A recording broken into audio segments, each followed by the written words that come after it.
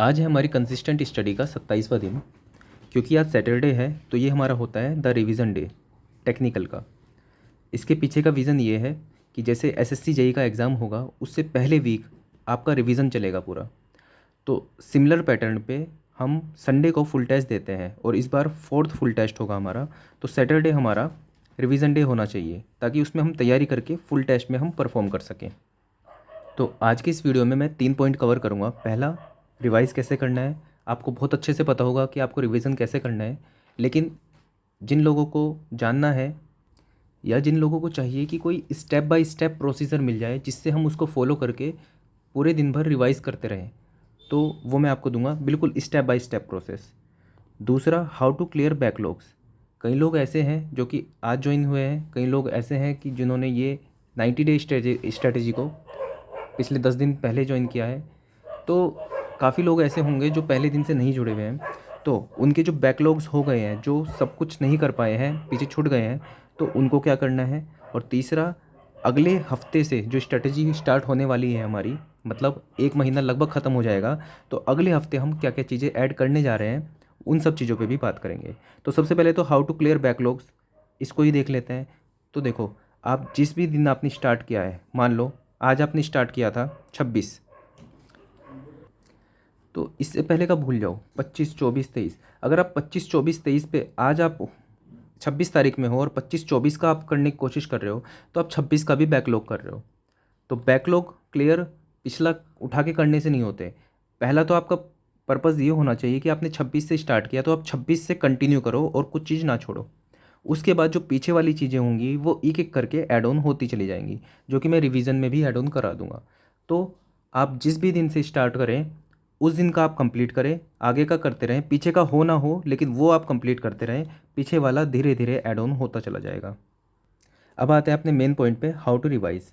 तो step by step process बता दे रहा हूँ आपको विद योर टाइम टेबल। अब आप अपने 24 घंटे को 10 घंटे और 14 घंटे में डिवाइड करो। मैं आपसे 10 घंटे पहले चाहता हूँ कि आप इसमें रिवाइज़ करोगे। तरीका क्या होगा वो बता देता हूँ। सबसे पहले तो पहला स्टेप तो ये है कि जो जो चीज़ें हो चुकी हैं अभी तक उन सबको आप लिखो। मैंने लिखा है, स्क्रीनशॉट ले सकते हो आप सिविल वाले हो तो ये सब हो चुका है अब तक, आज की डेट तक, तो ये सब मैंने लिखा हुआ है। सेकंड स्टेप क्या होगा आपका कि आपको इसके अंदर से सिर्फ 20 चैप्टर चूज़ करने हैं। पूरा सिलेबस नहीं हो सकता। आप एक चैप्टर के ऊपर भी 5 मिनट 10 मिनट भी दोगे तब भी आप रिवाइज़ नहीं कर पाओगे पूरा। तो एफिशिएंट रिवीजन के लिए ऐसा नहीं कि 5 मिनट के अंदर चैप्टर उड़ा दिया पूरा तो आपने उसमें कुछ रिवाइज़ नहीं किया। मैं चाहता हूँ कि आप एफिशिएंटली रिवाइज़ करो। तो आप सब चीज़ें लिखने के बाद ना सिर्फ 20 चैप्टर आपको चूज़ करने हैं। वो कैसे करने हैं वो मैं बता रहा हूँ आपको। जैसे सोम है, बीएमसी है, फ्लूइड है, सॉइल है, RCC, survey, irrigation and hydrology, transport, estimation, railway, OCF, HM में से, और एनवायरनमेंट। तो ये 10 हैं। इसमें मैंने इसको एक ही काउंट किया है। रेलवे, ओसीएफ, एचएम में से भी आपको चूज़ नहीं करना। एस्टिमेशन तो आपको चूज़ करना ही है। तो आपको इन्हीं सब सब्जेक्ट में से कोई एक चैप्टर चूज़ करना है। कौन सा चैप्टर चूज़ करना है? जो आपने सबसे अच्छे से पढ़ा है पिछले पिछले 26-27 दिन जितने हो गए हैं उसमें आपने जो सबसे अच्छे से पढ़ा है वो आपको चूज़ करना है। जैसे आपने इसमें एसएफटी बीएमडी चूज़ किया, इसमें से आपने सीमेंट चूज़ किया, इसमें से आपने काइनेमेटिक्स चूज़ किया। ऐसा हो सकता है कि आपने फ्लूइड का कोई चैप्टर ही ना पढ़ा हो, लेकिन तब भी आपको एक चूज़ करना है जो आपने आज तक बहुत अच्छे से पढ़ा हो। ये रेस्ट्रिक्शन है आपके ऊपर कि आपको एक तो चूज़ करना पड़ेगा, क्योंकि रिवीजन में आपको सभी चैप्टर सभी सब्जेक्ट का एक टच लेना है। तो सॉइल में से मान लो आपने ये चूज़ किया, इसमें से शेयर स्ट्रेस चूज़ किया, कुछ भी आप चूज़ कर सकते हो। तो ये आपके पास 10 चैप्टर्स हो गए जो आपने चूज़ किए। अब आपको 10 चैप्टर्स और चूज़ करने हैं, क्योंकि मैं आपको चाहता हूँ कि आप 20 चैप्टर का रिवीजन करो। तो बाकी के 10 चैप्टर किस तरह से होंगे? बाकी के 10 चैप्टर आपकी चॉइस के होंगे कि आप कुछ किसी में से भी कितना भी चूज़ कर सकते हो। बस आप बाउंडेशन ये रहेगी कि एक सब्जेक्ट में से 3 से ज़्यादा मत चूज़ करना।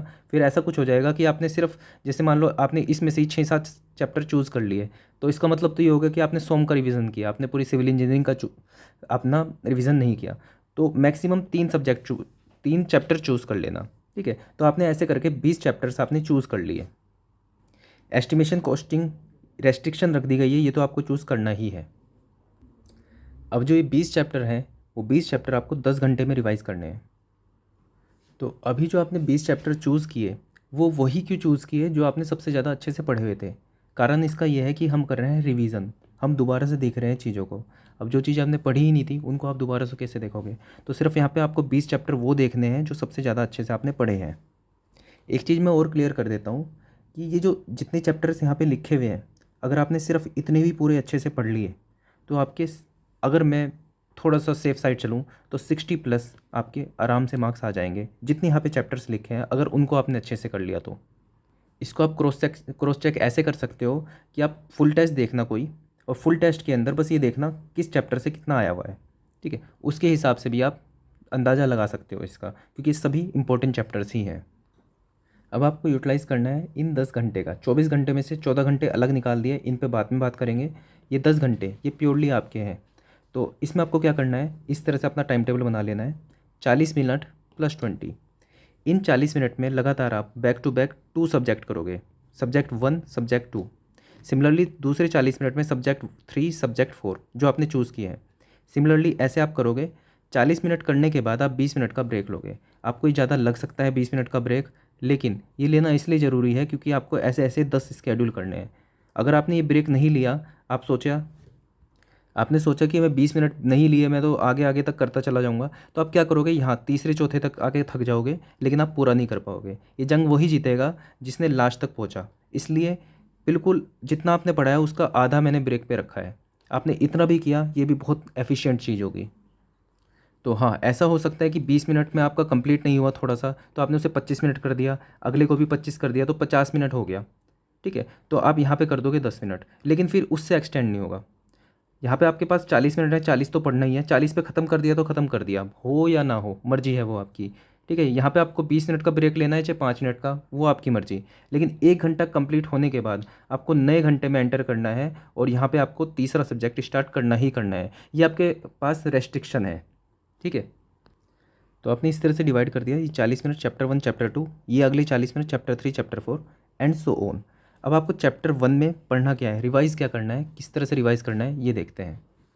तो जैसे आपने चैप्टर 1 चूज़ किया डिफ्लेक्शन, और चैप्टर 1 चूज़ किया डिफ्लेक्शन, चैप्टर 2 चूज़ किया आपने पेवमेंट डिज़ाइन।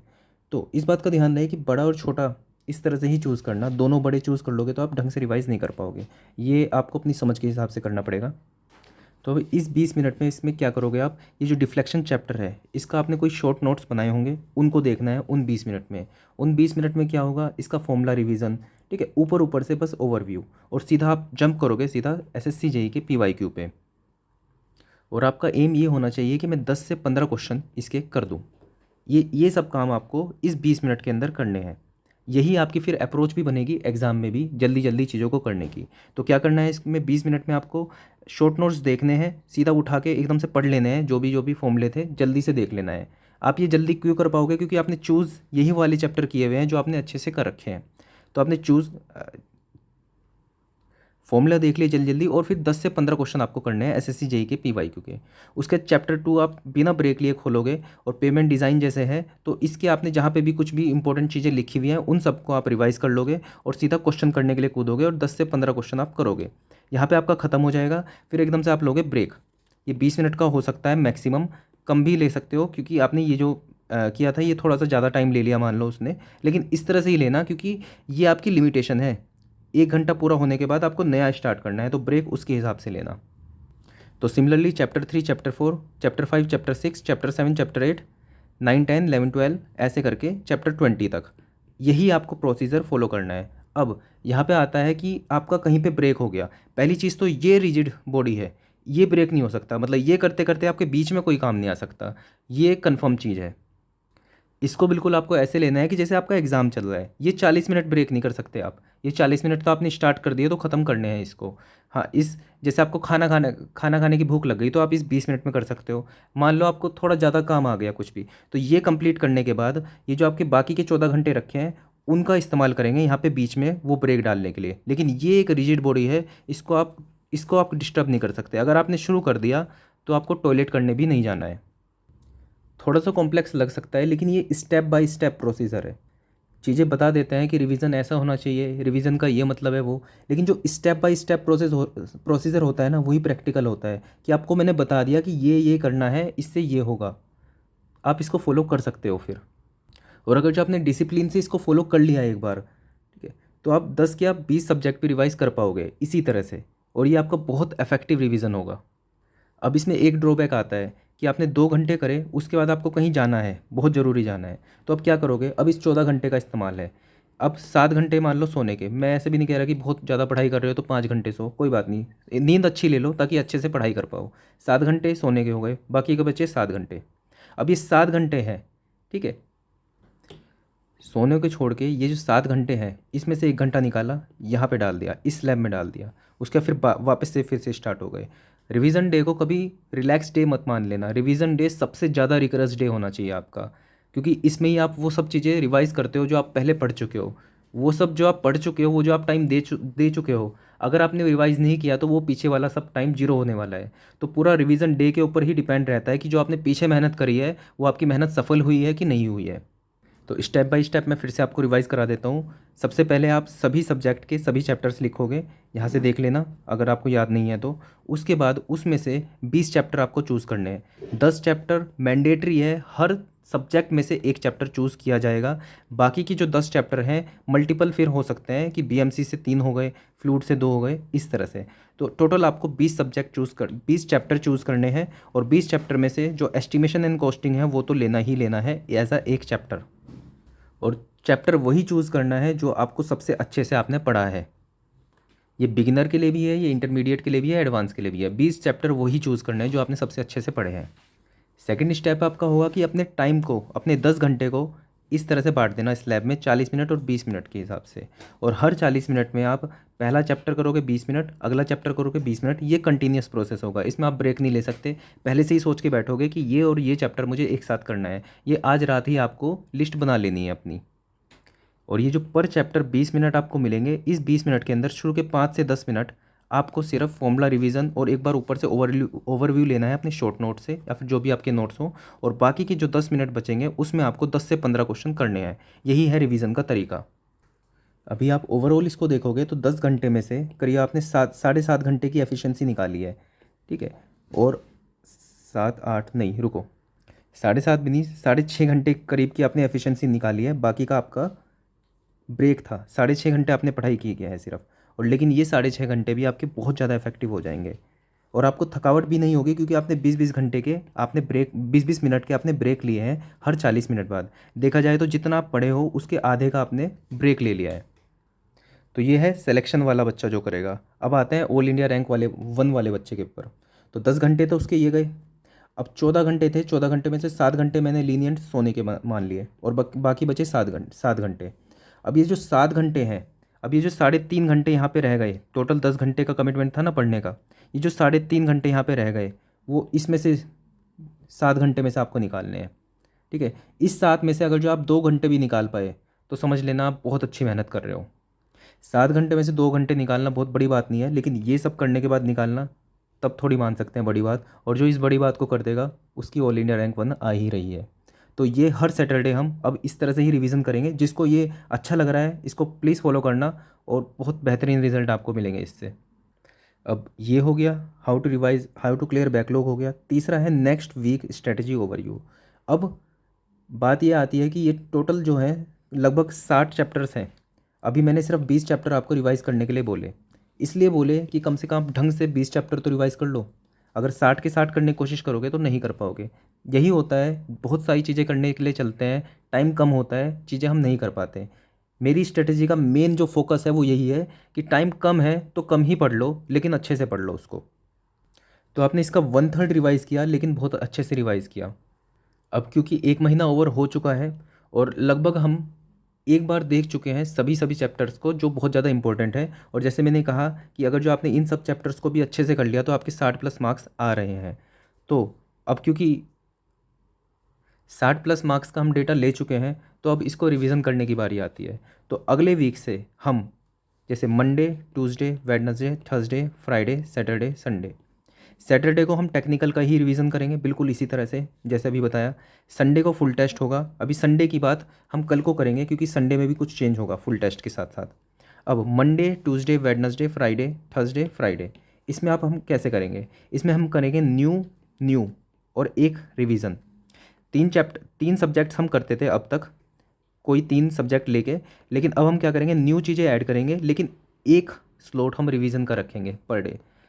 ट्यूसडे को हम क्या करेंगे, 2 स्लॉट रिवीजन के रखेंगे, एक न्यू रखेंगे।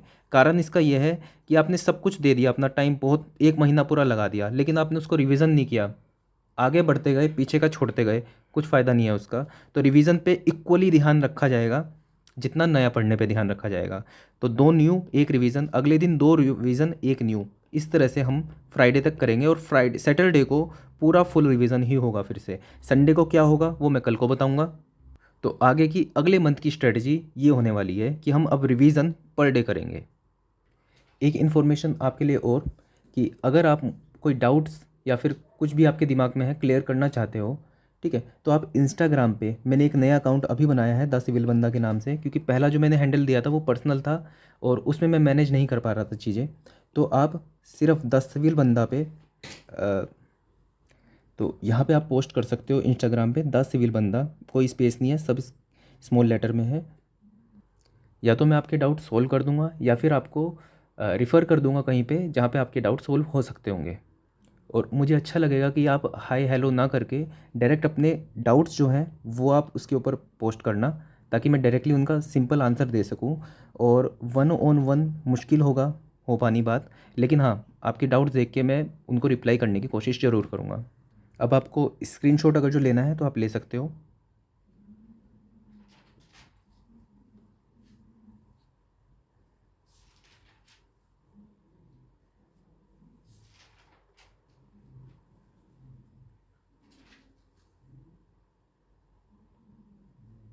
Okay, that's all for this video, thank you.